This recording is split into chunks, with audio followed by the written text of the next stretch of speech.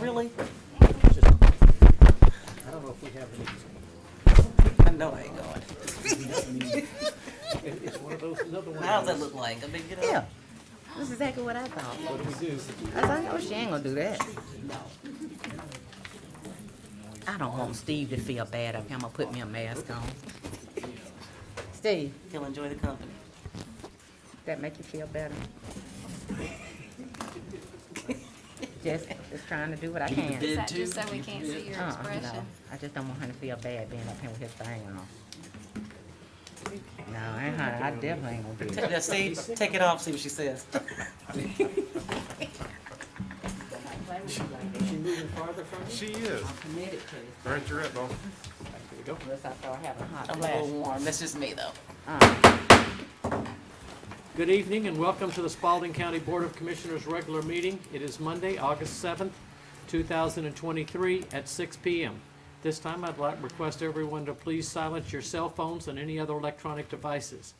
I'd also like at this time to ask Commissioner Gwen Flowers Taylor from District 1 to deliver the invocation, and then Commissioner Rita Johnson from District 2 to lead us in the pledge to the District flag. 3, District 3. Yep. Oh, I do have two. I'm sorry. It's okay.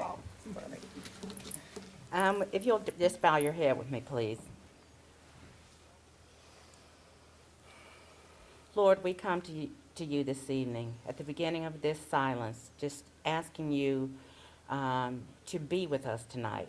We thank you, Lord, for all that you have blessed us with, this wonderful country, this wonderful state, and this wonderful city that we live in. We just thank you for all of those things. We ask you to be with us here tonight as we have to deliberate the business of what is best for Spalding County. We ask you to let us put our prejudices, our personal feelings, all aside and look at the principles of what is best for this county. These things we ask of you in the name of your Son, Jesus. Amen. If you would please face the flag. I pledge allegiance to the flag of the United States of America and to the republic for which it stands, one nation, under God, indivisible, with liberty and justice for all. Thank you.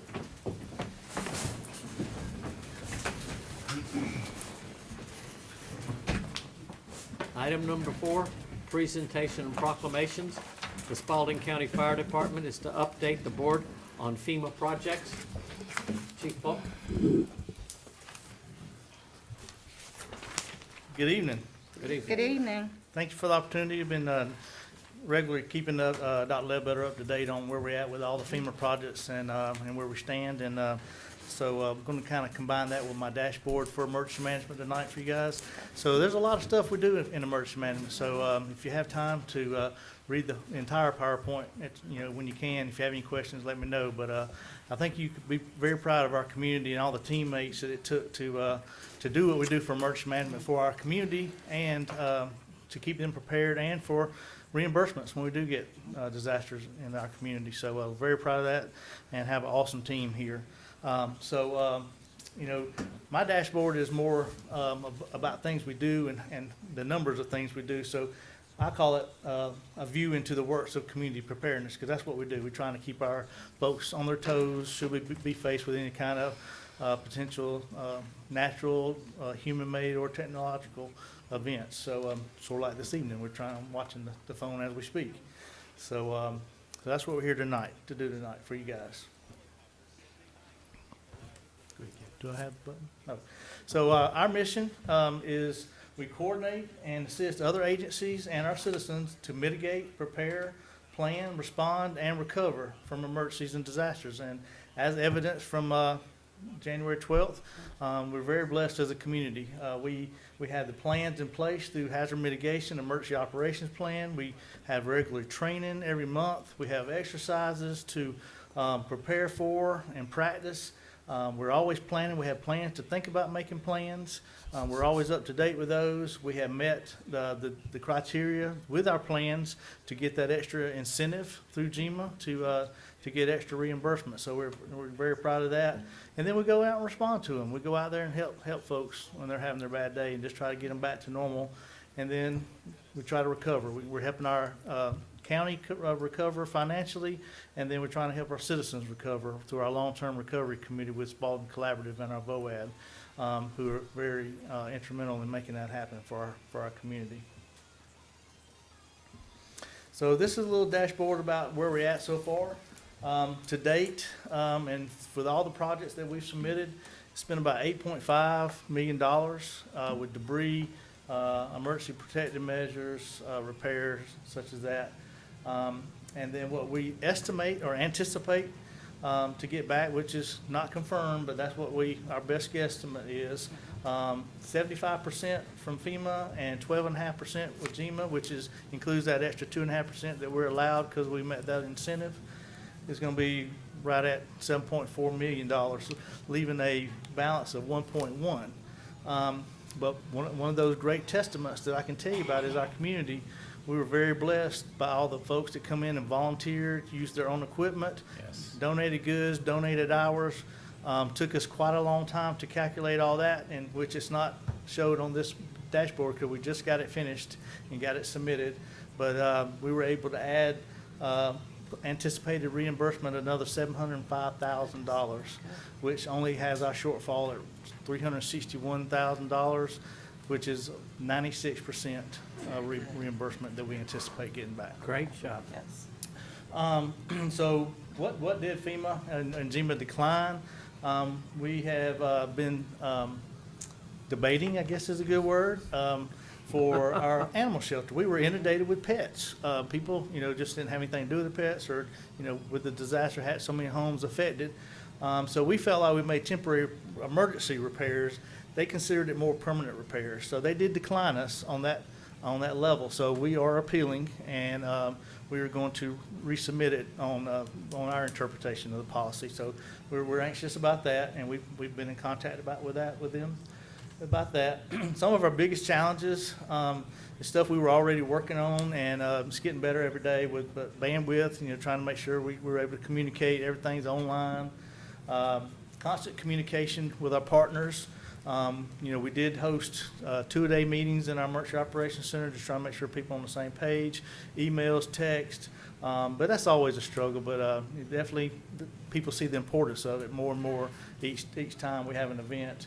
Timelines and deadlines, we're meeting those, but that seemed to be a line in the sand sometimes. But I'm happy to say we did meet all the deadlines, and all of our projects have been submitted this time. And either two of the projects have been obligated, which is the first debris project and the emergency protective project, and the rest of them are being evaluated at this time. So. And duplication of efforts, that's the same thing with the communication. We had a lot of people trying to do a lot of good things. We have streamlined that, and we're going to be addressing that and training people and just sharing with others on our monthly training that we're going to host with EMA, and just make sure everybody's just helping each other just take care of themselves and our community. Then interpretation, and that was part of the animal control. We've had a lot of good advocates for us, and we're just trying to make sure we interpret the policy in the best manner that's going to get us our due fair results, and that's all we're trying to do. And so, but we learning more every day about that. Leads me to the next thing. What have we learned? I'm a little more. I thought I was flexible, but I think I'm a little more flexible than I was. Just trying to understand. They have a job to do. We have a job to do. We're just trying to do the best thing, take care of our community. And the process changed. We can probably say our new claim to fame is they had a new project reporting process that we were the first one that's been tried on in the nation. And they've tried to streamline their process, and doing that, they cut their timeline shorter. And while we were trying to follow the policy, they kind of rushed us, but we were able to oblige them and took care of it in meeting their timelines and took care of our folks at the same time. So it was a win-win. What can we do different and better? We learn every time we do these, and everyone's different. Even though we were very prepared for this one, there was a lot of stuff that training new personnel in different positions. So we're working every month to help folks understand the process and what's needed and how can we help each other get to that point. We're going to continue training on a monthly basis. We're going to host emergency management classes like we've been doing for some time. And we're in the middle of our local emergency operations plan update that's due 2024. So I'm getting all the partners together and getting with them and actually getting into what their responsibilities are through the essential support functions to make it a bigger and better document for our community. So we're working on that right now. So what were our big takeaways? We're blessed. We are a community that has a lot of folks that care about each other. We have a lot of hardworking people, and we all came together and came back from an awful event that took place in our community. Collaboration the key, and I'm very blessed to be in the position I am. I've got a lot of good partners that will not hang up on me when I call them in the middle of the night, and will actually just to be there for us, and so we can just work side by side to address anything that's in our way. Long-term recovery team is essential. The Spalding Collaborative and her folks through our volunteers organizations active in disaster are working hand in hand, just trying to meet those people where they're at. It's usually the ones that fall between the FEMA assistance and the insurance assistance, and they're just trying to help them get back to wherever they were before we were affected by the disaster. And going forward, we're going to remain flexible and focused to just try to be ready, and Lord forbid we have another one. So what's that mean to you and me? We're in a good community that takes care of each other. We're going to continue working and doing such as that to help where we're going to be, and that's why we think we got that community that'll offer that to anybody that comes our way. Here's a graph of all the projects we have submitted, and their federal share, the state share. The CAT-Z is the last project. That's the admin cost. That's 5% of the project.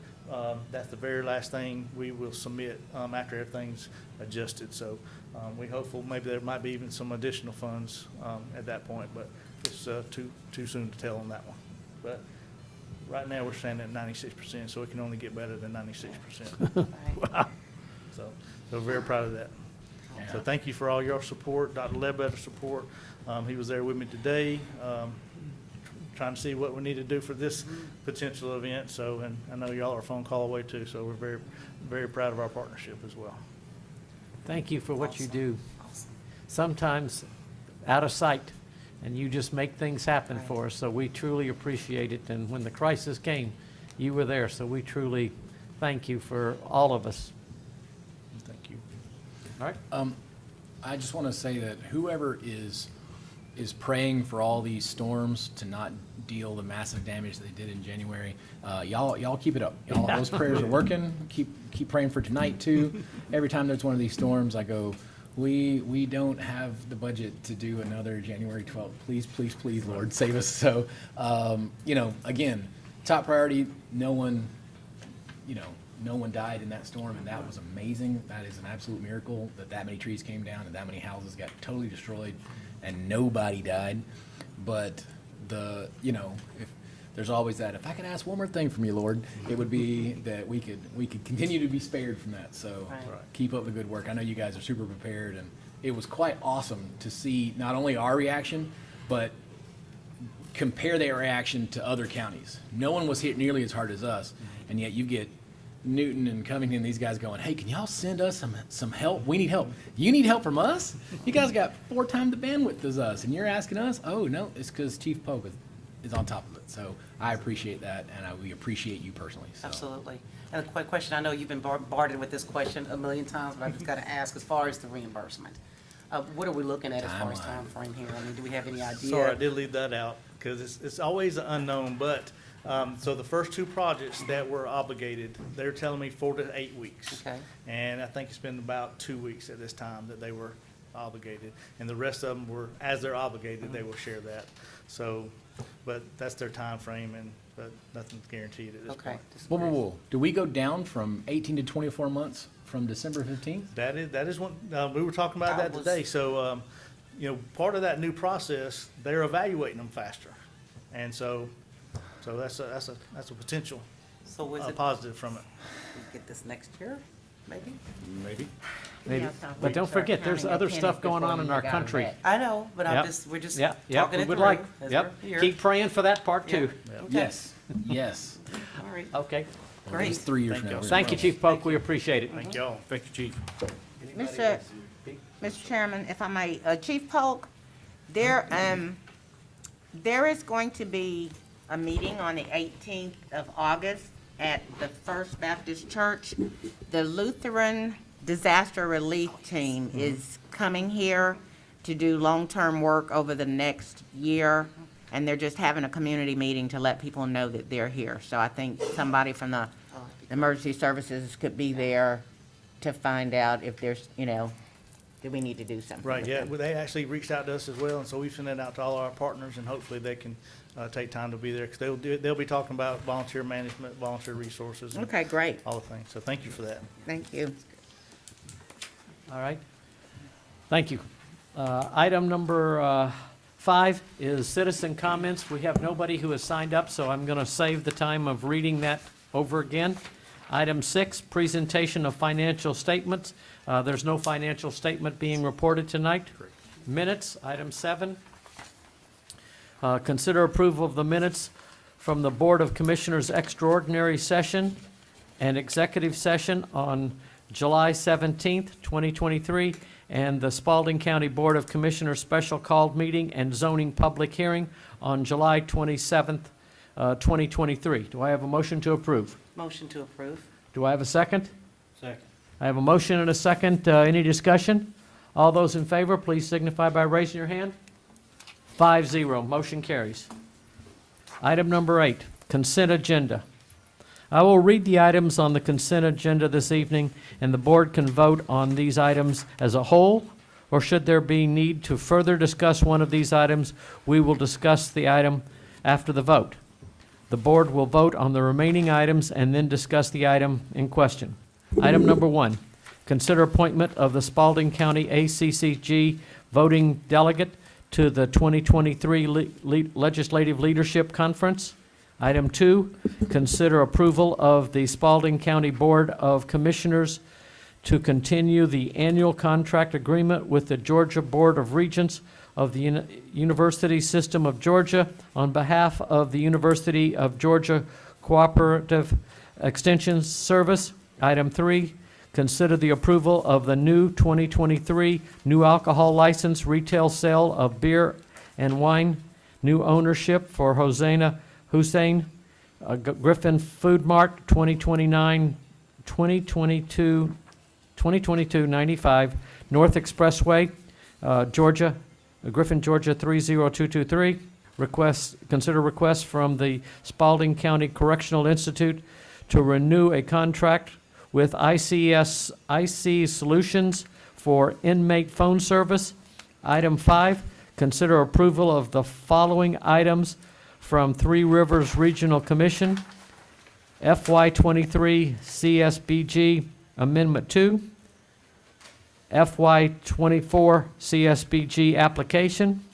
Item 3, 2023, the 2026 Strategic Plan and Needs Assessment.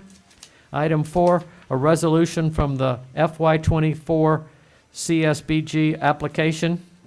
Item 5, consider the approval of the revised final plat for County Line Estates. Do I have a motion to approve? I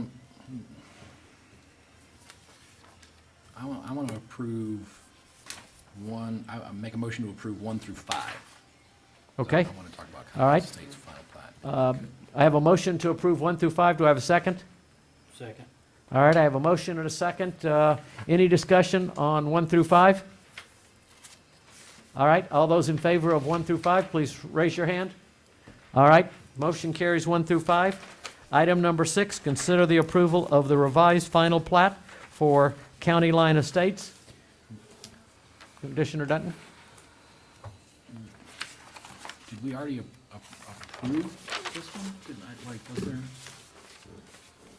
Hey, there he is. Just give it a second, and the Director of Community Development will come forward to the microphone. Sorry that I don't have all of them memorized, but That's there's okay. quite a lot. This is the one that's on County Line Road? Yes, Coming off the only thing they're doing is adding a portion that's south of Lot 18 into the already existing Lot 18. Can I see that? And I can pass this all out Yeah. for you. Isn't it in our packet Is it? on did you bring it page up? like 128 or something like that, I think? Let me see.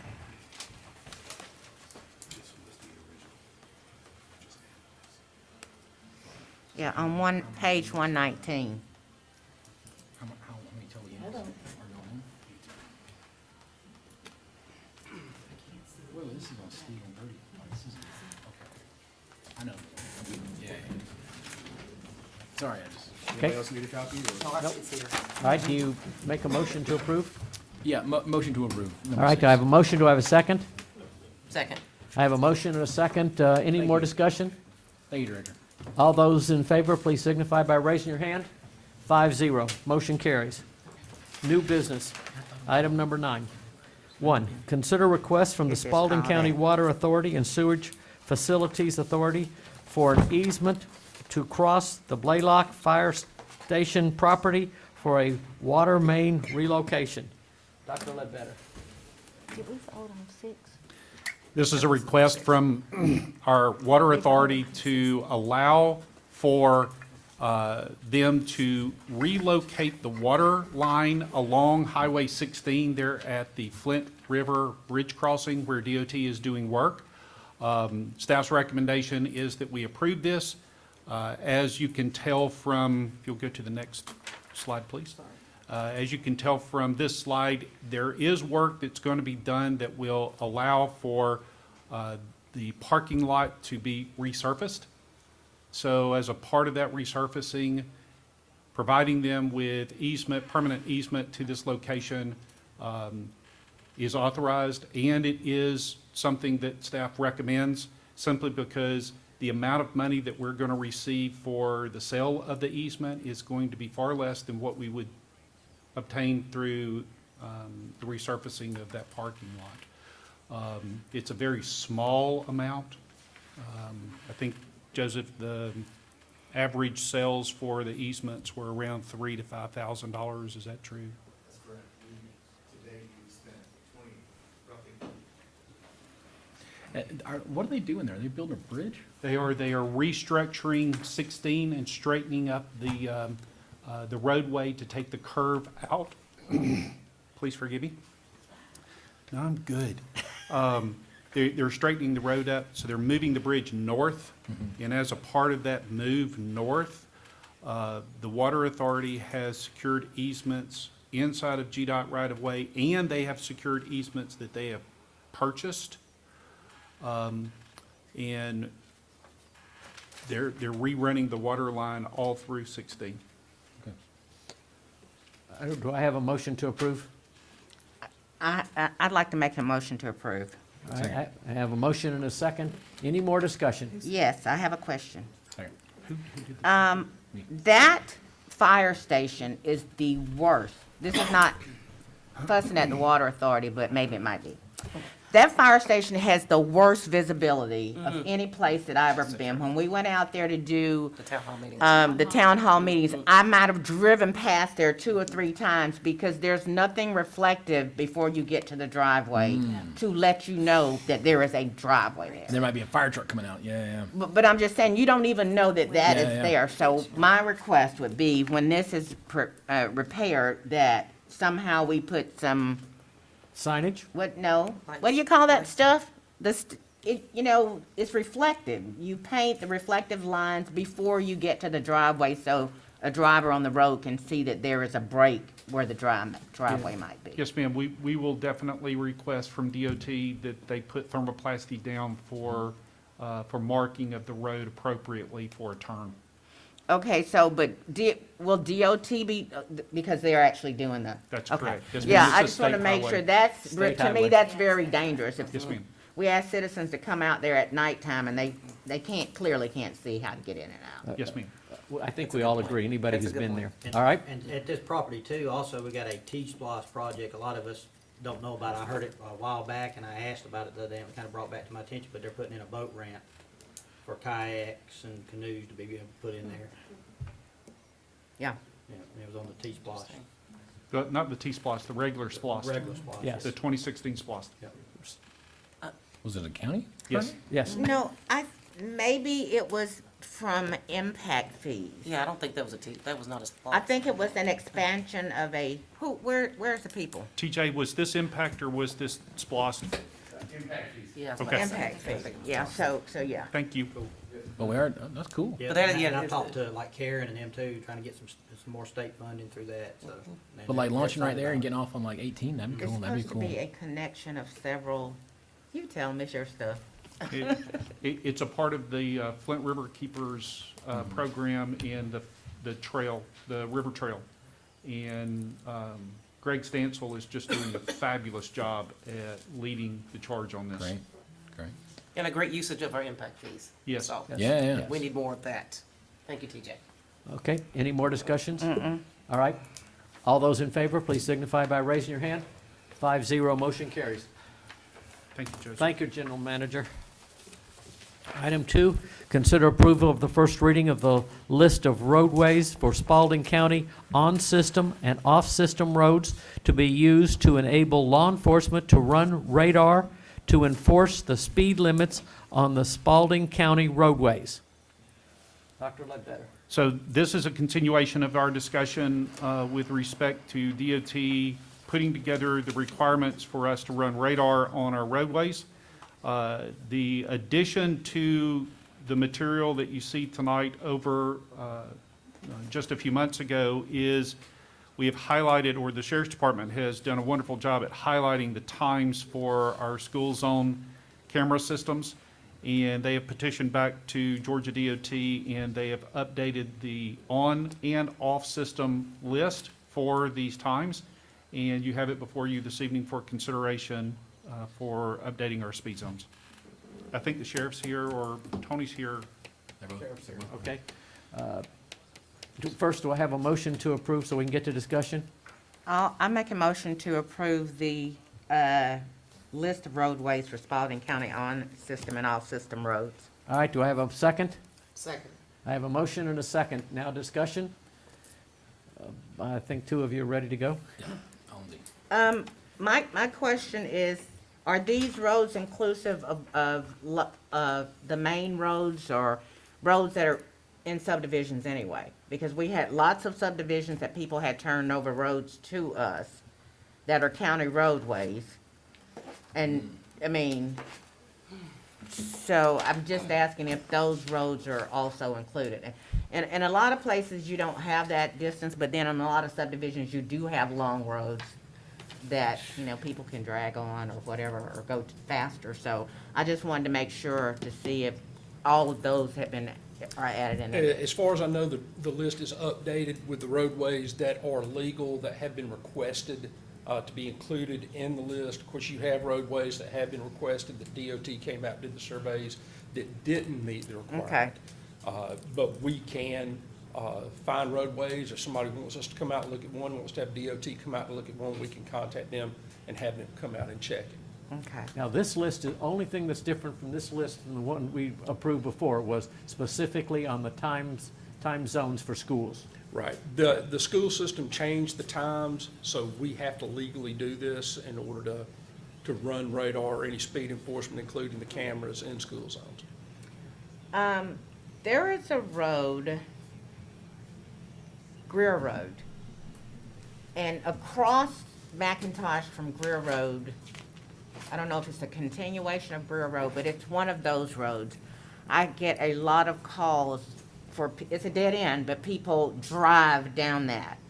I can't ask you about it because I can't think of the name of the doggone road, but I'll call you. I'll Yes, call ma'am. you because someone had called me to ask what the speed limit was on it since it was a dead-end street. Yes, ma'am. Greer Road to the dead end from East McIntosh is .35 miles, and the speed limit is 30 miles per hour. Okay, that's, and what's the next one east of that? I can't tell you what's east of it because they're in alphabetical order. Wait, hold on, I'm looking, okay. Well, anyway, I'm assuming that if Greer Road is going that way, any other lateral road should, this dead end should be 30. But I'll look at it for sure, but Okay, thank ma'am, you. Just let me know. All right. Commissioner, So, there's a couple things. If you, as it says on here, right, like, the school zones are effective 60 minutes prior to commencement time to 60 minutes after commencement time. So that's a 2-hour window. Right.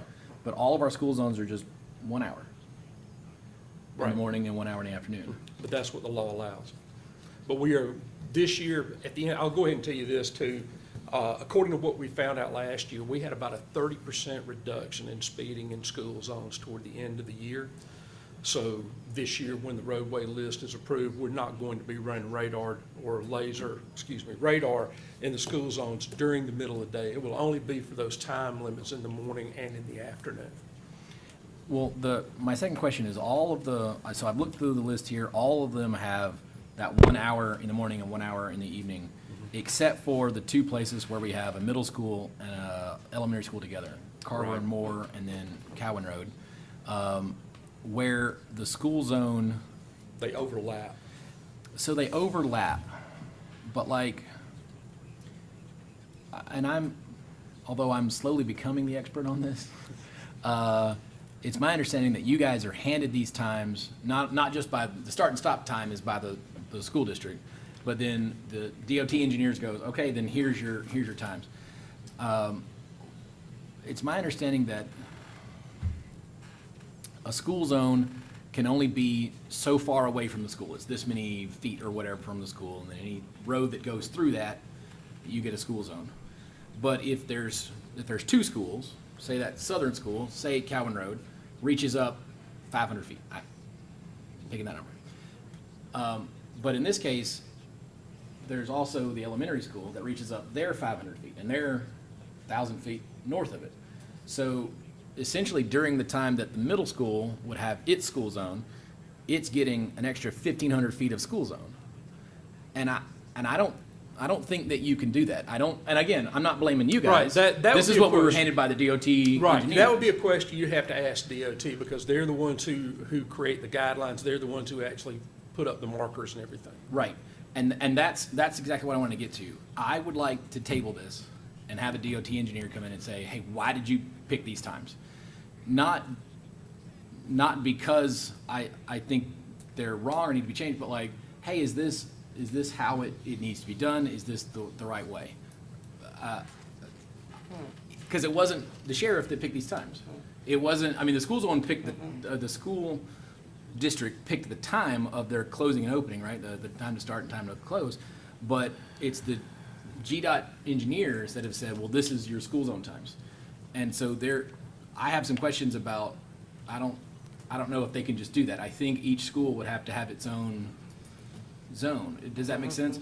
There might be, if they're contiguous to each other, then it gets extra. But I certainly, in my research, haven't seen that. And so I'd like to see a DOT person come in and say, yeah, it has to be done like this. Again, it's also, at the core also goes back to, I hate being handed something that I can't really vote on. Like, we don't get to say no. And the sheriff's department didn't get to say no. The DOT engineer said, this is your times, take it or leave it. So I would very much like for a DOT engineer to come in here and tell me why.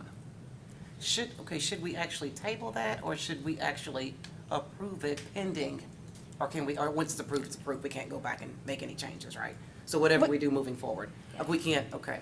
We can go back and change anything that we vote for. Right, but it may be a little, if But we, my That's thoughts if we do are, that.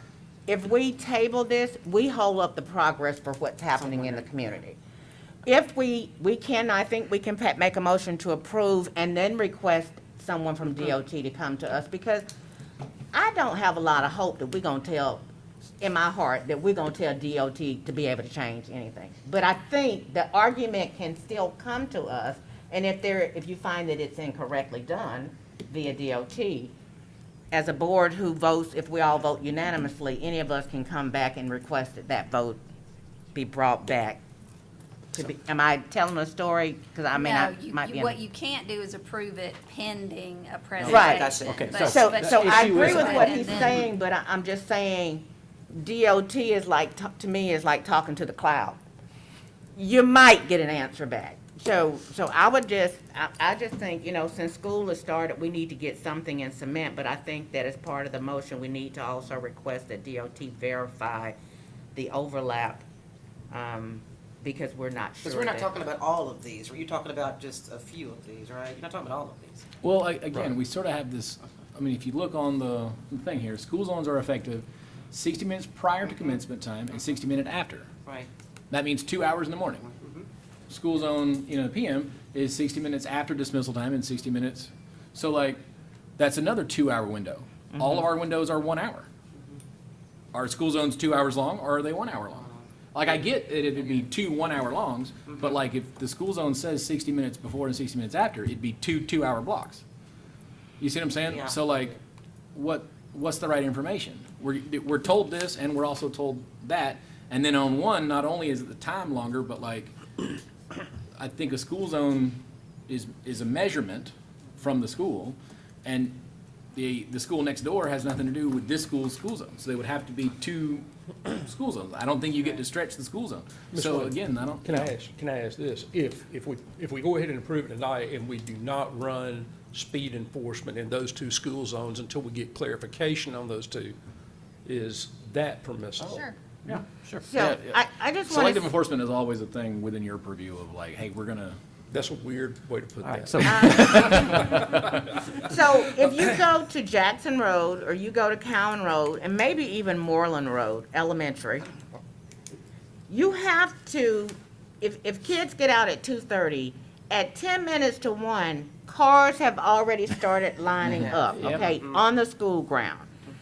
At 2:10, you have 155 is backed up. 15 cars on Cowan Road.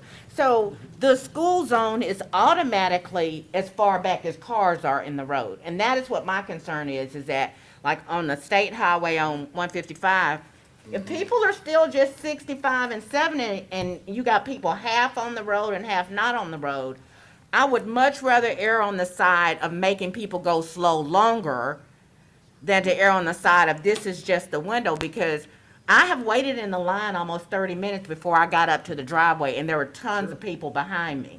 Yes, school is out, but the getting your kids takes Yeah, a it lot takes- longer. So, and Cowan Road is just like ridiculous. The line is almost back dangerous. up. And Moreland is really dangerous. So it's not just that. I think the fact that you have vehicles waiting to pick their kids up on the side of the roadway Yes. is where the danger It is is. for me. It's giving you a chance to get a lot of things cleared out. Other students that are car rider students that are buses, after hours students that may be there for different reasons, staff and all that to get out of the schools and to get into the schools in the mornings. all right, so do I have, we have a motion, Do I change that now? You we have a a motion to approve this and a second. And we want to make sure that a side task is, we want GDOT to come in and talk to us about the hours and the overlap. We agree? Right, well, I don't know if we'll get a body, but I think we certainly have to officially request to them what is the clarification. If you guys are not comfortable, I can rescind my motion to do something different, but I just think we need to, I'm we good need to with- move I'm good forward with with moving forward. approving this. Appreciate it. All right, I'm not, but that was just one. So. okay. Now, the motion is simply to approve at this point, and a separate tasker to the county manager is to get somebody from GDOT to come and explain to us. Right. We all agree? Then we're agreed. Okay. All those in favor of passing this one, please raise your hand. 4. All those opposed? 1. All right. That takes Sheriff- care of it, Sheriff? Yes, sir. Sheriff, All when right. it comes to I use the word selective enforcement, and I tout this all the time when I brag about how awesome our sheriff is. When COVID hit and everyone was making curfews and all kinds of crazy stuff, and I was like, I was the only one up here going, we can't just curfew people. We can't do that. I can't tell you how proud I was to have you come up and say, I think this is unconstitutional. Even if you pass it, I'm not going to force this. And then, of course, 2 days later, Governor Kemp came out and said, you can't do that, and here's my executive order. But other law enforcement were taking this as an excuse to stop every car and search them. And our sheriff said, I don't think this is constitutional. I'm not doing it. And that matters to me. Thank you. I appreciate that. Okay, thank you, Sheriff. Item number 3, consider approval of the first reading of Amendment 2023, Ord. 04, 05, 06, 07, 08, 09, 010, and 011, updating the no-through trucks ordinance for Spalding County. Dr. Ledbetter. You know, one of the things that that staff and I have been working through since the legislative session when our state enacted an increase to the truck limit, truck weight limit, was how do we best protect our roads? And some of the things that we have really been considering about how we best do that is how much money we spend on an annual basis for resurfacing. But I want to call your attention just to one road specific. So Jackson Road, if you've not had the chance to drive out Jackson Road of late, there is a considerable number of commercial vehicles that travel back and forth along that roadway. And as a result of the commercial vehicles going back and forth, the road is just in deplorable shape. In fact, kudos to TJ and to Kevin King for all the work that they do to keep that road in some semblance of repair through our mastic machine that was purchased through our T-Splosh program to take care of the potholes. But as we walk this journey forward, one of the things that TJ and I were talking about this morning during staff meeting was the requirement to completely come into Jackson Road and do full depth reclamation to get that road back in shape. That particular road is not going to survive well with just a resurface overlay of material because of the amount of damage that the commercial vehicles have done to that roadway. But that's true across our county. Regardless of which district we're talking about, the amount of weight that these commercial vehicles are putting on our roadways and the travel that's going across our county roads is really becoming significant. And in order to protect those, along with our T-Splosh program that we put into place just a couple of years ago, TJ and I and our county attorney, Stephanie Wyndham, Judge Rita Kavanaugh, and Judge Josh Thacker have worked diligently, and our marshal, Mark Johnson, has been involved in this. We've worked diligently to pull these ordinances together in a way that actually supports and helps us remind our commercial vehicle traffic that they need to stay off of our county roads. We have allotted for the roadways across our county that support our commercial traffic to get back and forth from the locations that are identified across our county for commercial use. But for the most part, we have identified a considerable number of roads that our commercial vehicles need to stay away from so that we can protect our asset. So to that end, we offer as a first reading these sets of ordinances, and we'll be more than happy to answer any questions that you may have. But please know that we have spent a considerable amount of time going through each of these ordinances, identifying the roadways that we believe are at greatest jeopardy for the damage from commercial vehicles. And we're not doing it to be harsh toward our commercial vehicle traffic, but we are doing it in support of all of our citizens for the safety and welfare of the roadways and the best protection of the assets that we have available in our county. Very good.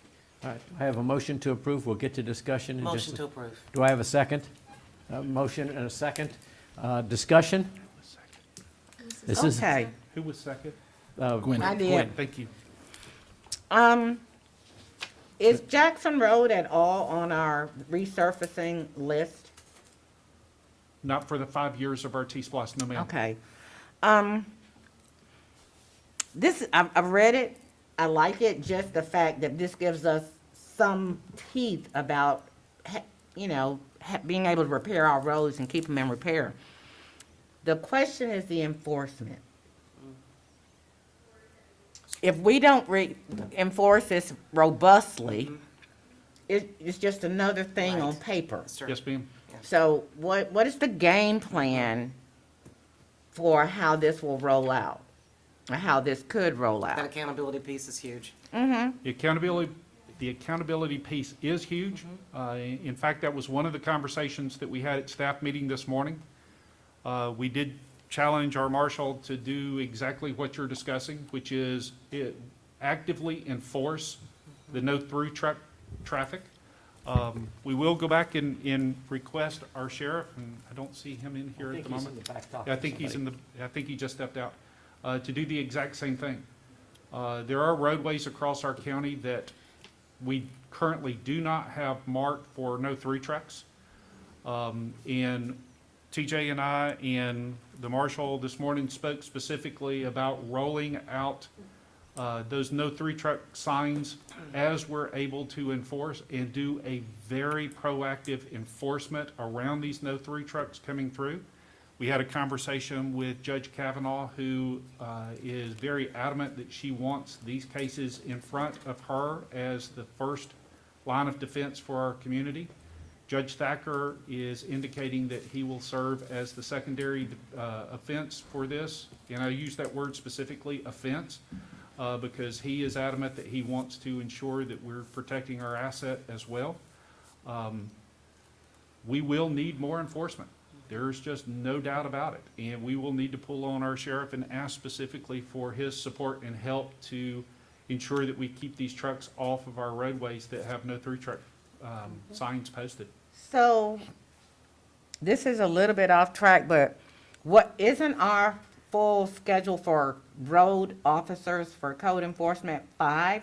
3, Okay, so that's a problem. yes ma'am. I do not have the monies to add additional personnel to that department. So But what? as we grow this enforcement action, that could be a source of revenue. So I don't, not real sure how that happened, but or when it happened. But I know at some point, I know you and I are both here, Rita. Code enforcement, 5 years ago, code enforcement was supposed to be huge. We're gonna have people on the ground, we're blah, blah, blah, blah.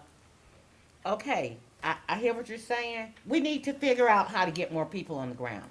There's no sense in making rules when we don't have the ability to really do it. I mean, I know this goes with the fact that our code enforcement has not been anywhere near where it needs to be over the last 2 years, and everybody knows that that's a staff issue. But I'm not getting a warm and fuzzy feeling when you're saying to me you can't hire another person when we have put this as a priority. I don't think I'm speaking out of turn when I say we have said that code enforcement is a that's true. priority. So I'm gonna need for us to figure out how to put more code enforcement people on the road. I don't know if that means, cross-train animal control, whatever, public works, but I just get tired of us coming up with these ways to do this, and then we don't get the personnel to do it. So, I mean, I think it's a great program, but my money is gonna be on seeing whether or not we get the job done. And I don't think there's gonna be any doubt that this is gonna be a revenue generating thing for us. So this is first reading, so we'll do a second reading, and so how soon will this be enforced, right? Immediately? I'm As assuming. soon as we get through the second reading, Okay, yes ma'am. all right, and then we'll, right there, we'll be on it, so it could be a matter of a couple of months, I maybe just 6 want months, us 8 to months. keep that in the A matter of front. A few weeks, yes ma'am. Okay, so that when we start By September 1st. generating the revenue, we would be able to maybe start. What my attorney said, yes ma'am. By September September 1st. 1st. So is Maybe. there She said a maybe. way for us to empower residents, because that's who are complaining about these big trucks running on these roads, to be able to click them on the phone and GPS so they can shoot it to code enforcement, because, I mean, a lot of these folk have trucks that are coming back and forth all the time, and there's been no enforcement, so I love I that think we idea. need other I love that eyes. idea. We Well- need people to know that they have the opportunity to call and report big trucks using their roadway for. And if we do for- it via local ordinance, we could do So, something so like we that. just, I'm saying, yeah, I agree, but that really should be a big piece, because Mm-hmm. the other eyes will be the eyes of the community who are tired of people. What we don't want to encourage is any member of the community to put themselves in danger by speeding after a truck and Yes. to get a license No, but I plate. want them to be But able a trail camera would work. to flash with their cell phone or say tag number blah, blah, blah, came in front of 2930 We Jackson also don't want Road. to encourage them to pick up their phone while they're driving, because that is a I mean, violation of maybe state it's a law. public It is in fact information. specifically not if you're reporting a crime. I told them about that giant train-sized hole, and they said, we'll fix that, and then they didn't, so. So, you know, Before they along pass this that lines, law. because this is a big deal for our citizens, right? So I don't know how much of a media attention this thing can get. I'm thinking about, of course, DeAndre does a great job with the citizen engagement piece of it. But just kind of really maybe, and I'm not toting another town hall meeting, I promise I'm not. Since that's the way we do things, and it tends to work, but I ain't gonna do it to you, Steve. But somehow or another, as far as media relations, to get it out to the public, to let them know the do's and don'ts of things, this is Well, what we're if- trying to do. If we put in some sort of system where the locals were empowered to help with this, then certainly we'd want to do that. But it's not the locals that are driving the through trucks. That's true. You know what I Yeah, mean? yeah. Like, again, I know that law enforcement doesn't get to tout this part, and the judges certainly don't get to. But I'll tell you, I've been to Grantville, and I've been to Hamilton, which is this big, and both of them have some of the nicest, sweetest, most tricked out SUVs to enforce all of the crime in Grantville and Hamilton. And you go, there's no tax base to support this. Where does all that money come from? It comes from all the taxes, fees, the fines, all right? Right. The revenue generation that they do by running constantly. I can't tell you how many times I've gone to court in Hampton, it's Harris County, Hamilton, Georgia, and been pulled over on the way in a full, and they go, what are you doing here? And you go, I'm not answering your questions. How dare you pull me over? But like, if you go through there and you don't have a, Harris County tag, you're getting pulled over. And that's why they have $200,000 SUVs driving all over the place, and there's 8 officers on the road. I guess I'll stay far away from that place. Well, Grantville doesn't even have lawyers in town that can be their municipal court judge. They have to pull in people from other counties because there's no one in the county that could serve as the municipal court judge. You see what I'm saying? And yet, they have this little tiny stretch of 85, and they sit behind a duck blind and just like nail people all day long. And that's how they fund their entire police force. And look, they're No lawsuits or anything. I mean, they've been doing it for years. They've been doing it for years, and that's how they fund it. At the same time, I don't think that we should get nearly to the, to the level that they're at. Right. But at the same time, right now, we don't have that in the budget because we're not writing a bunch of code enforcement tickets And that we're are missing that piece. drive around Spalding County. There's plenty of code to enforce. There's Yeah. plenty of pieces. I've got missing people in my email right now going, hey, they need to look at this property, they need to look at that property. Yeah. And, when our code enforcement guys get out there and start writing these tickets and they go to court, Right. and half the time those people don't show up or haven't fixed the problem, Judge Kavanaugh and Judge Thacker are going to find them into the dirt. And that's great because we can turn that money into more code enforcement to make sure these people clean up the trash, clean up the 40 cars in the front yard, the mattresses, and the, you know what I mean? Well, Like, seeing is believing, so I mean, it's got to happen. but it has to build. It's sort of a Right. snowball. It does. It We've does got have a 3 snowball. people right now, but if we get that code enforcement out there and running and rocking and rolling, Right. we're going to get there. Absolutely. call for the question, Mr. Mr. Sorry, Chairman. I get on the soapbox. All right, do I, yes, I understand. Do I have, we have a motion and a second. Do I have vote on the first reading of these amendments? All those in favor, please signify by raising your hand. 5-0. Now, County Manager, you heard the second part I of got it, is a plan for us Yes. to talk about enforcement of that and how to do it. Yes. Item number 4, consider request from the Public Works Department to supply for a solid waste trust fund grant being offered by the state of Georgia. Mr. Ledbetter? Mr. Imberger? Oh, here we go. I'm sorry. Thank you very much, Mr. Chairman and Commissioners. We're here this evening to ask permission to apply for the Solid Waste Trust Fund grant.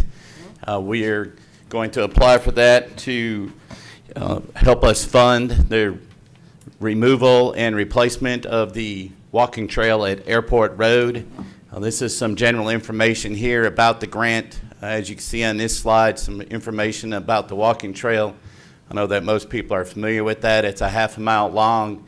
The main things about that facility is it promotes healthy living, gives our citizens opportunities for rehab from health issues, and it allows for outdoor socialization. Next. Some history there on the Airport Road track. It was actually the first track in Georgia to receive recycled tire rubber, and that was in 1996, and that was through the SPLOST program at the time. In 2009, we actually received this grant before from the Georgia EPD, and we resurfaced the walking trail at that time. You're familiar with the overwhelming usage, and it's a 24-hour facility. You can see by this picture, this is a current picture of the condition of the track. The replacement of the track is currently funded in the current CIE program. And then the Georgia EPD introduced this tire grant at this time. Next. The specifics of the grant is that 100% of the material is recycled tires. Those tires have to come from Georgia. There's a maximum grant request of $250,000. It's important to note that it's only $1 million available throughout the state. Grant is funded by the EPD Solid Waste Trust Fund, and we've previously received this before. Our timeline here is that the application deadline would be August 31st, so this month. In September and October, they're supposed to review the grants and then have a grant announcement in November and December. Next, please. We think that we would have a good chance for this grant because of this slide here. We actually have a very good history in what we're calling our circle of recycling. Rubber starts with trees and goes to tires, then goes to a crumb rubber material, which then goes to our walking trail. And we've been doing that obviously since 1996. The other component that we're going to add as an extra environmental component is that we're going to use some of this material at our disc golf courses so that our tee boxes would be rubber, as you can see in this picture here. We expect the cost for this particular project to be $240,000 to $300,000. Currently, our CIE has funded and approved $256,830. What I would like to do is request from this grant that it be a 60-40 split, since we do have funding available. So that would be $180,000 would be the grant request if you approve us to apply. And that is my request. So what would the cost to the county itself be? So that would Like be general fund cost? 120, up to 120. I don't think it'll cost that, but with contingency and all, Sure. we're saying it's a the max. $300,000 program. Yes. So we have plenty of money to do this. We have 256,000, yes. All right, do I have a motion to approve? Motion to approve. Do I have a second? Second. I have a motion and a second. Any more discussion? I do have some questions, TJ. Yes. Now, you say there's a max of $1 million. Are you saying that we shouldn't apply for two tracks? I And did. the reason I say that I didn't think of that. is because Wyoming at Tyus Park track is not quite as long as the airport track, but it is in bad shape. Yeah. And we have already, you said we had funding in CIE for that, so we know that's a good deal. So if you apply for it at Airport Road track, which meets all the qualifications of thousands of feet, 24 hours a day, blah, blah, blah, all that. I'm just wondering if we're able to also ask for 2 projects. There's no limit on what we could ask for. You'd have to do So- it We as a just have to and go the within the reason- $1 million that the state has for the whole I mean, state, so. Maybe somebody will ask for, else won't, but I'm thinking, the track at the senior center, we got a bunch of seniors complaining because they want softer stuff to walk on. It's a smaller project, but you also look at the attendance at the senior center, so, you know, we applied for that money at Ambucks and didn't know that, you know, we would be awarded. I just think it would be cool if we put each of those parks in. Maybe they won't do the big one, maybe they'll do 2 small ones, but either way, there's a chance that we may be the only people applying for it at this time, and Are the all they odds- can I say can do is as yes you or instruct. What are the no. odds? What are the odds? We don't know. Well, I'm just I saying. mean, I Don't know have it's a any lot of idea. work. What my thought process was is that it's only $1 million. I would believe that our application's probably gonna be pretty small.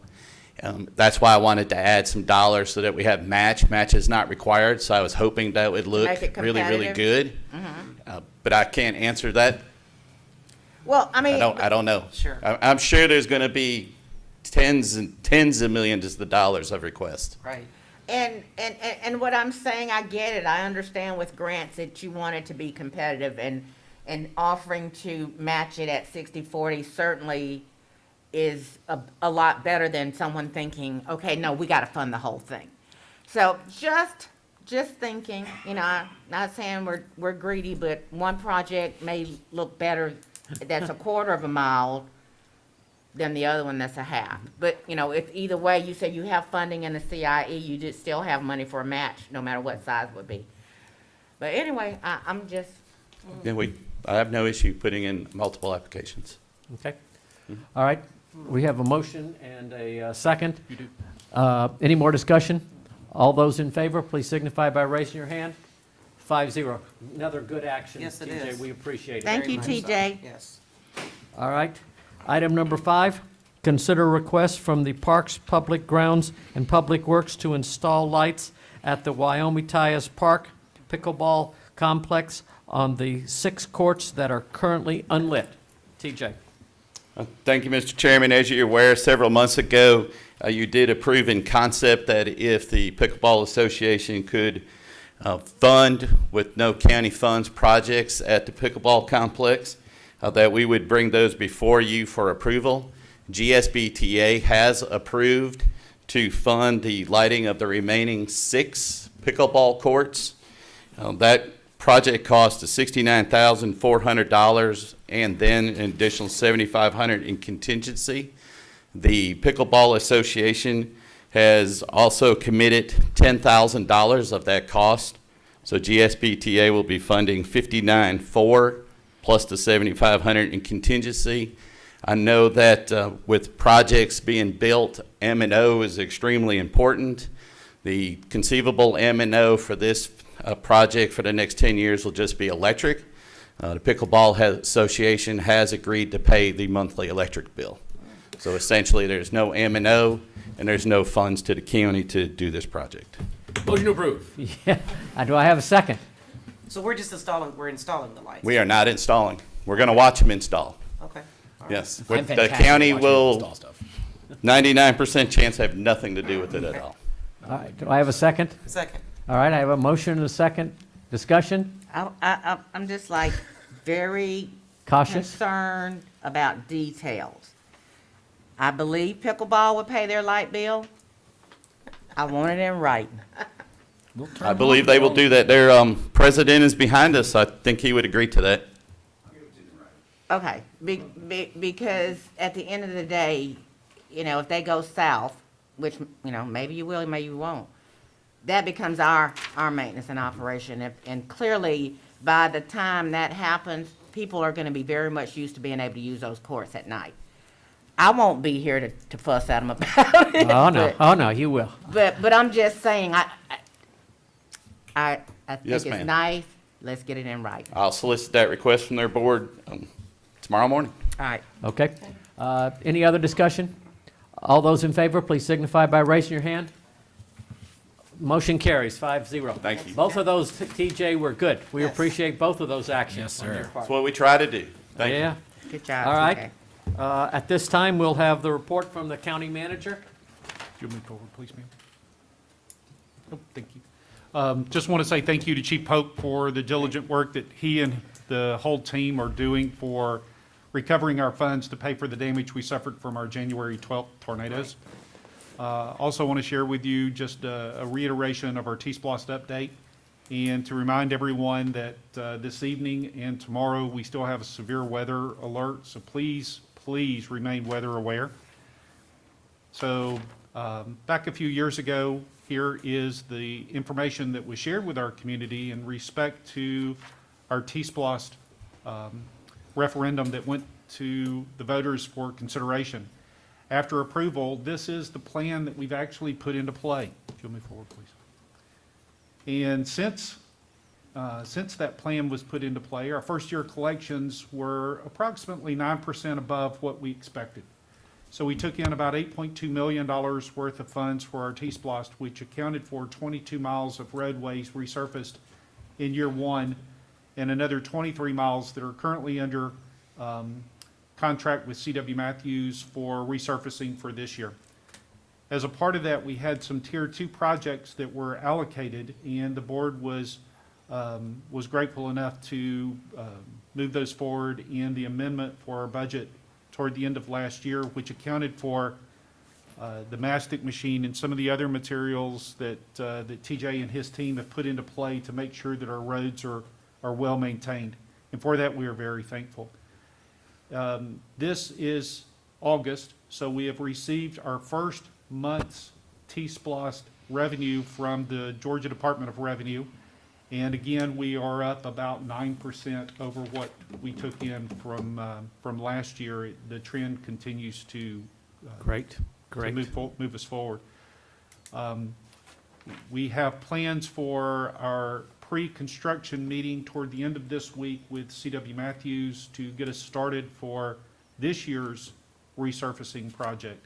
And as soon as the pre-construction meeting is complete, I have spoken with Paragon, and we will move forward to craft the bid for next year for our resurfacing program for next year.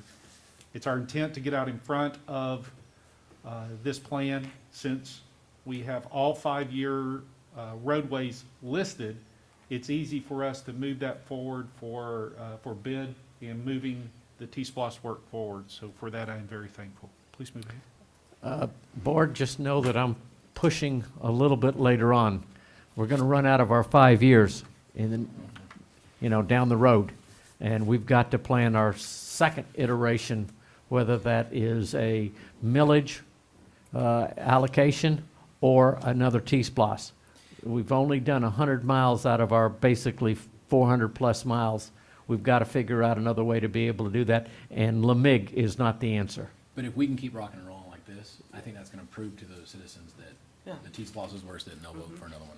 Yeah. If it keeps going like this. We agree, thank you. And in lieu of the weather coming through, that will be all of my report this evening. Thank you, Mr. Chairman. Okay. All right, thank you. Commissioner Johnson? 2 quick things. I want to piggyback on County Manager regarding Chief Polk, great presentation. I'm very grateful of the dashboard reports that we're doing at the meetings. I think that's very informative, and it gives us an idea, and citizens also an idea of what's going on in the departments, where the money is going, what we're doing, how things are laid out. I love it. This is our second one. I appreciate it. And I believe we should be getting some information back from Brian Upson pretty soon regarding the bids for the Fairmont project. We are, the pre-construction is, I believe it's this week, and then the bids will come in 2 weeks after that. So we've got a few weeks. It was a total of 5 weeks. 5 So weeks, we okay. are on track, yes, Okay, ma'am. all right, just follow up on that. Okay. That's all I have tonight. Commissioner Bolden? I just got an email right at the beginning of the meeting from Jerry Johnson with the final numbers on the appeals. Said we had 2,157 appeals out of 33,090 parcels. That's kind of, like I said, it's better than it was the last meeting, but that was still pretty sad. I wish a lot of more people would have come out and appealed their taxes. Yep. Sheriff, I want to get with you here in the next couple of days there's, it's kind of been brought to my attention that there's not many, but there's like 7 or 8 employees that are affected by the old retirement. Have anybody come forward and talked to you about it? Yes. And I'd like to sit down with you and come up with a game plan to try to help them out, because that's pretty sad. Is that the one we changed? Yes, it was like changed back in like 96, 97. Oh. These are like 30-year plus employees that are fixing to retire, and they're only gonna be drawing like 33% of their salary. I thought there was a change in between. There may be, but I mean, it's hurt. just And me. there's It's not been many. 3 times. There's several with the sheriff Okay. department, and then there's a couple with the fire department. So, but I'd like to try to help them out and get them out of, I hate to lose them. I know that as soon as they get that money, they're gonna retire on out, but I make sure they get what, is coming to them. That's it. Do you want to talk about Airbnb? Oh, I would love to talk about Airbnb. The county's being plagued right now with Airbnbs. These people are throwing wild parties while they're living out of state, and the citizens are suffering from it. And we, in community development, everybody's trying to come up with an ordinance that we can actually enforce. I'm just gonna use one example, Nottingham Estates off of Westmoreland Road. The sheriff's department's received several calls every weekend. These people have a knockout, drag-out party, pool party, they got a pool. This guy lives in Florida, so he don't have to deal with it, he's just collecting a check. The county has put a zoning sign up there, and every time they have a party, they pull the sign. So everybody, all the guests are coming up, they don't know anything's going on. As soon as the party's over, the sign goes right back up. The only way it's going to work is we have to come up with a way to enforce it. I don't know, disorderly house, something, come up. I mean, even though he lives in Florida, he's responsible. He's renting out these people, and we keep getting all these calls.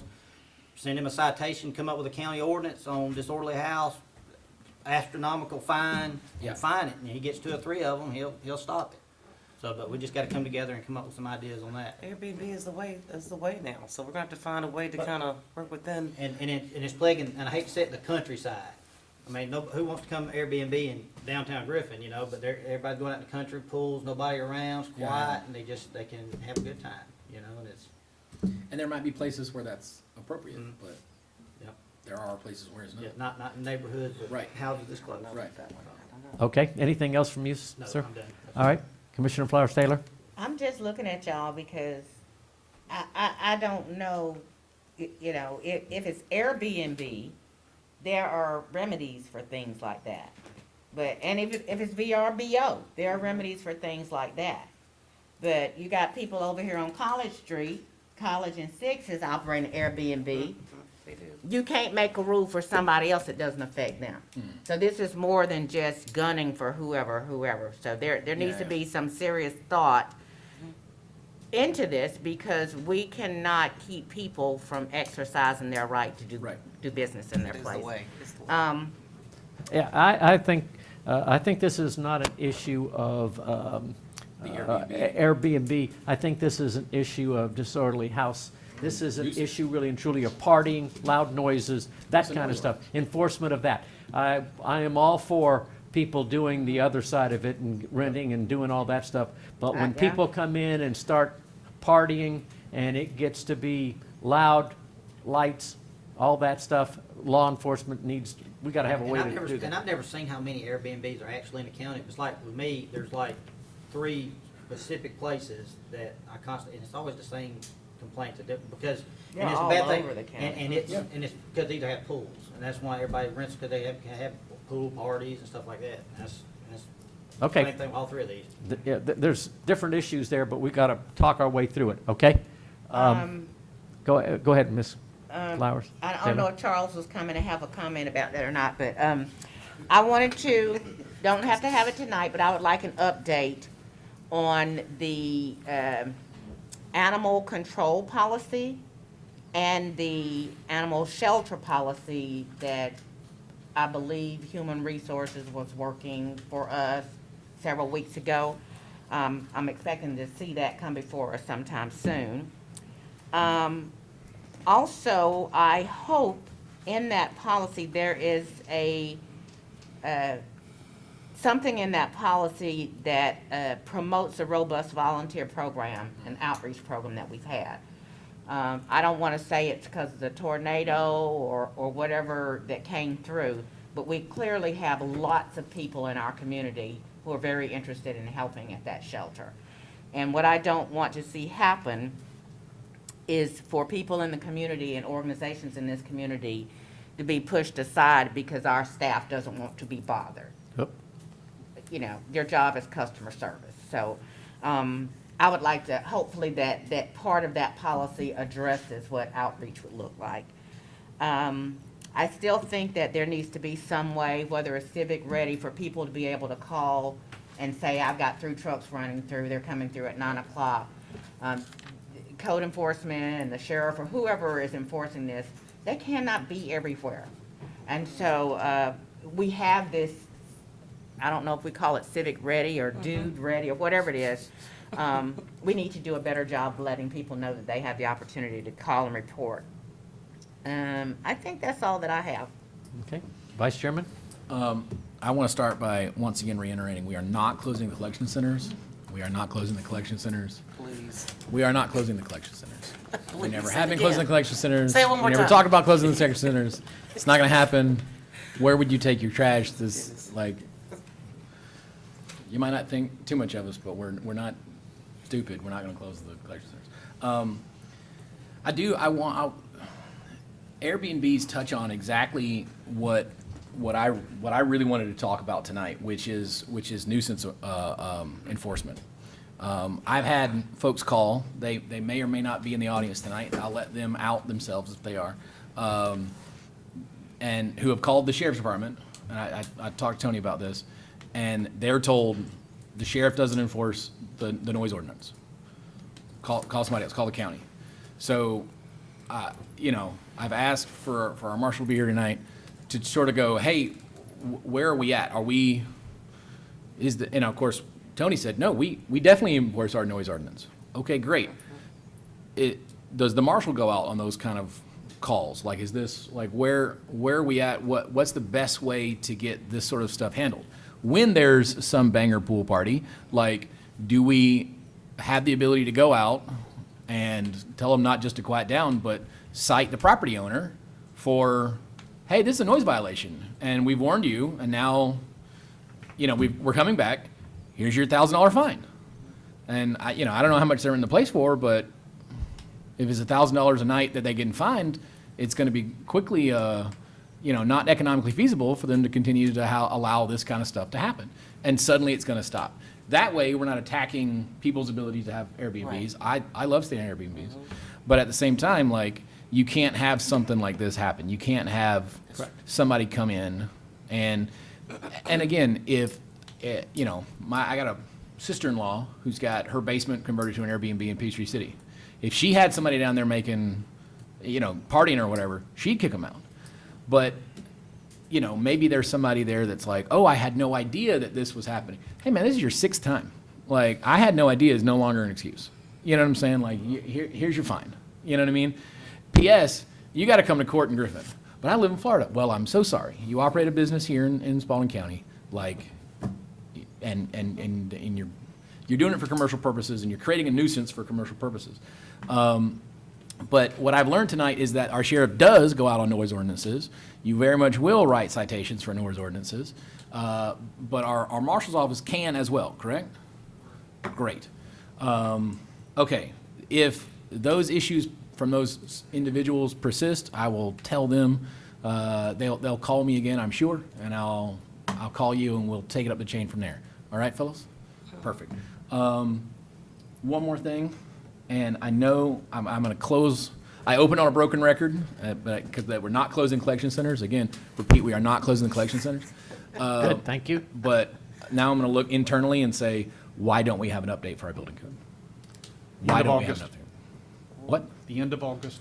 We were Okay. told we would have the draft by the end of August. Okay, because these Muni Code guys are jerking us around, and What are the- I'm what was ready your- to put in a bar complaint. Like, this What was is this not question? okay. Like, tell me that you can't do it, and I get somebody else. But if you keep telling me you can and you don't, Oh, beauty. like, Okay.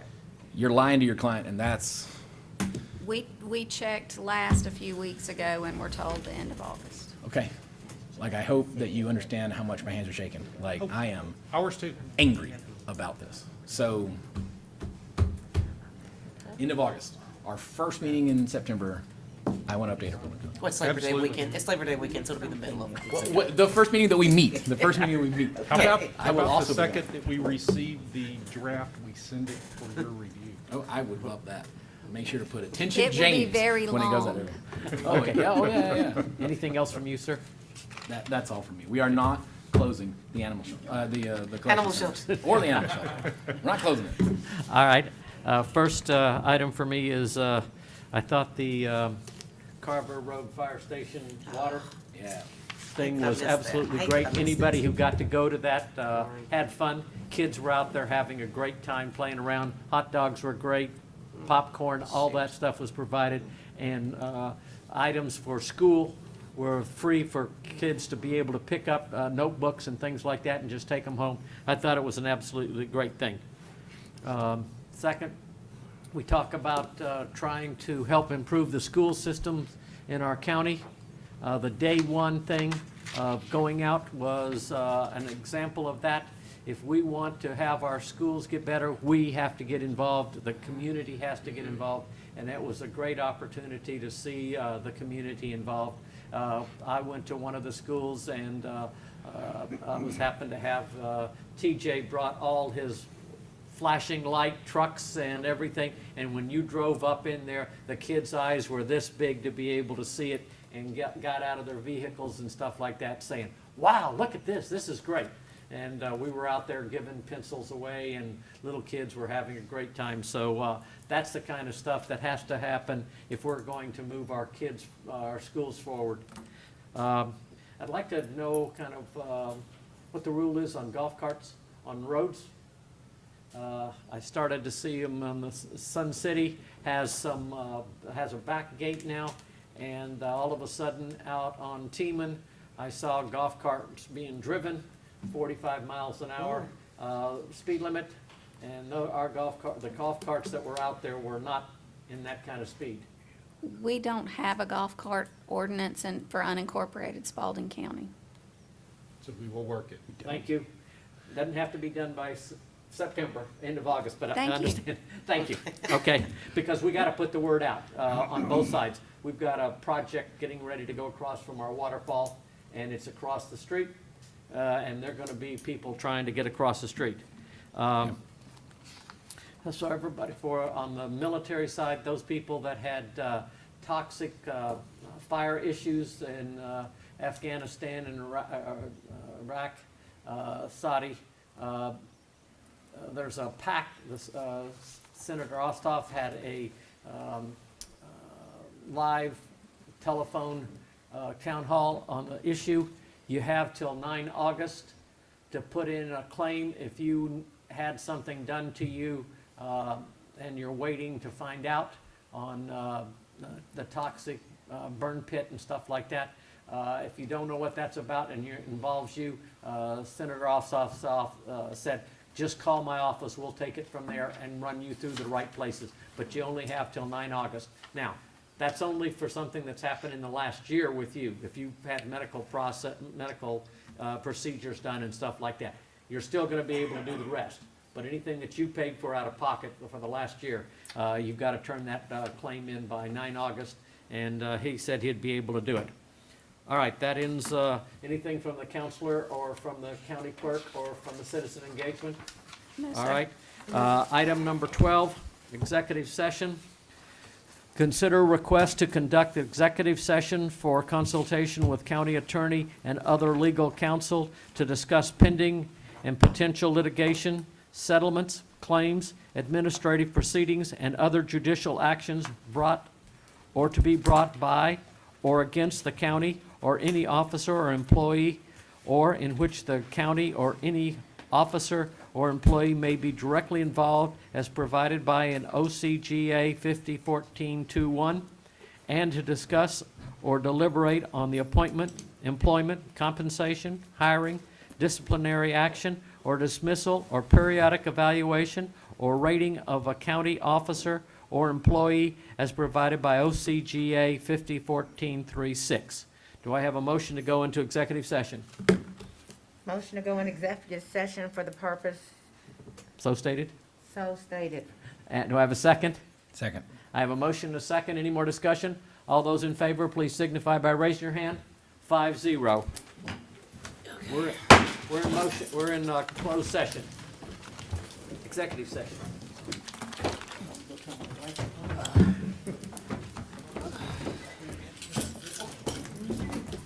All right, let's get it done.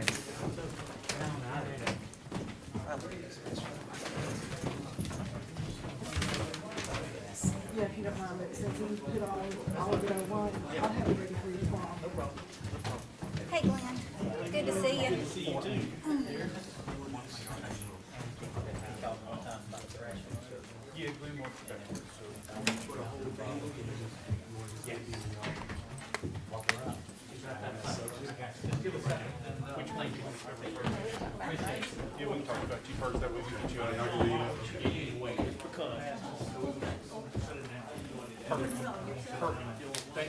Thank you all. Great job, by the way. Thank y'all. Have a good evening.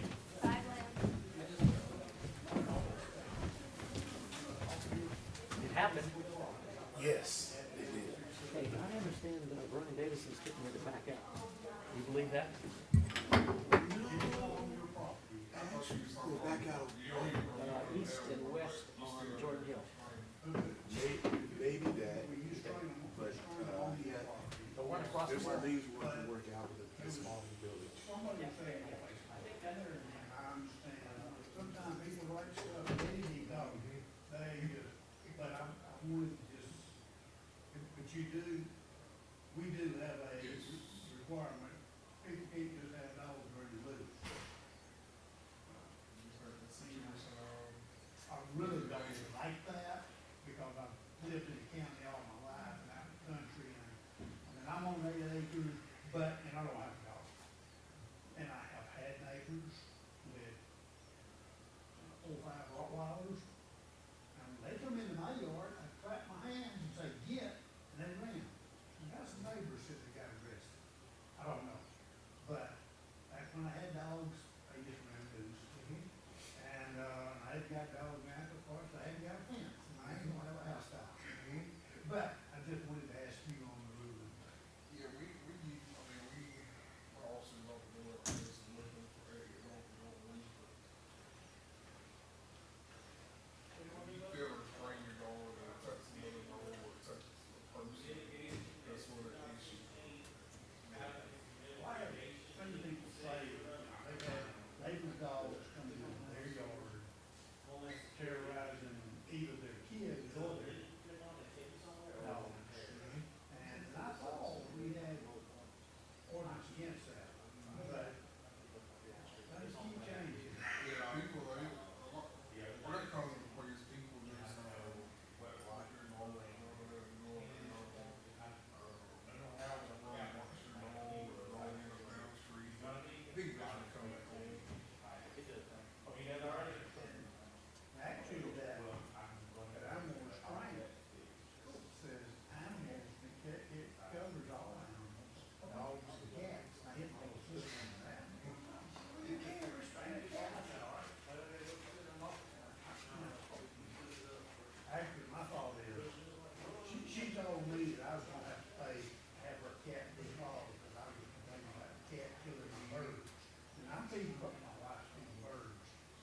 But she won't feed birds up there, the cat's up there killing birds. Well, I can fix that. I think, quite honestly, there's 3 S's. Shoot, shovel, shut up. But I mean, I understand you got your part, people, but there again, people say they do one thing and there's